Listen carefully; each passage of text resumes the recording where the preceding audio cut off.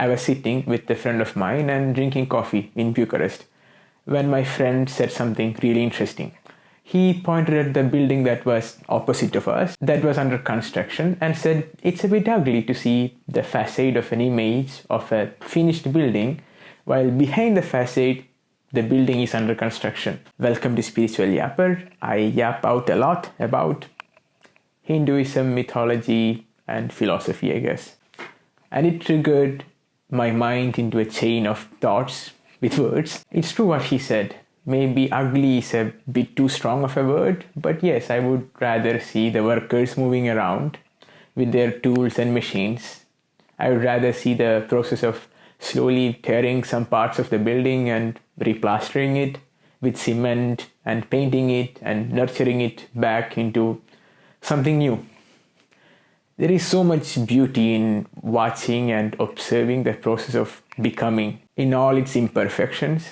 You can see the effort and hard work it goes through to become something whole and complete. There is a certain wisdom and memory in each of those tears and wounds that are getting healed slowly over time with patience and compassion.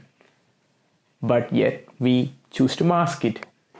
Mask it with an image of what it would look like once the becoming is over, once the construction is over, I guess. I don't know if or when I stopped talking about the building. We too are a lot like this building, right? We are under construction, under repair quite often in our life. If we are aware enough, we realize we are always under repair or rebuilding after destruction. We might call it healing or processing, healing from traumas, healing from anxiety, healing from wounds. And it's not just that. We can be in the process of becoming in other ways as well.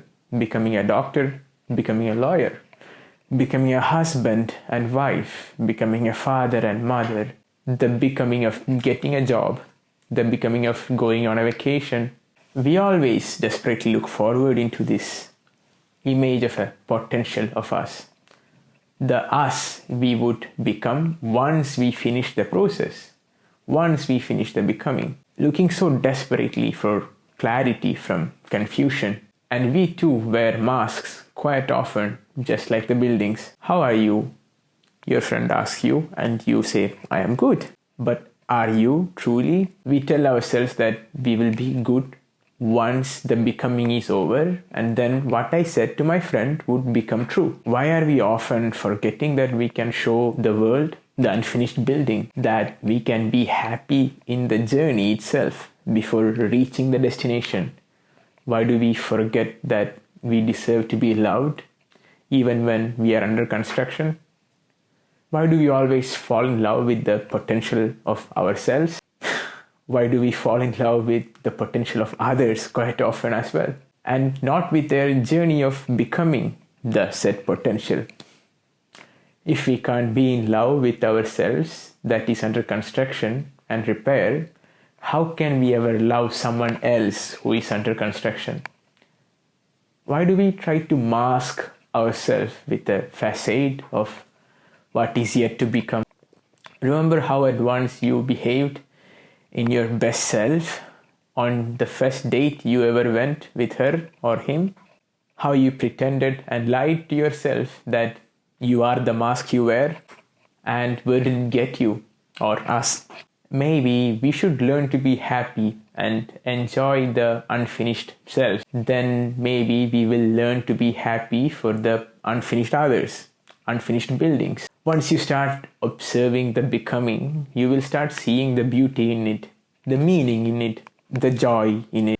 In our chase for becoming the finished, complete, and whole, we often or always forget that as soon as you are about to reach your target, you already fixed your next destination, your next becoming, before ever reaching the first one.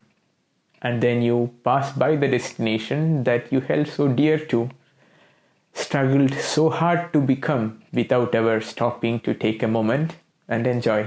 There is this beautiful song in my mother tongue that goes something like, Onu lebichal pattinu moham, pattu lebichal noorinu moham, nooru lebichal aayiramo padinayiramo. And it means if you get 1, you desire for 10. If you get 10, you desire to get 100. If you get 100, you move on to 1,000 or 10,000. The chase is endless, and we are going to chase one or the other regardless of how aware we are or zen we are.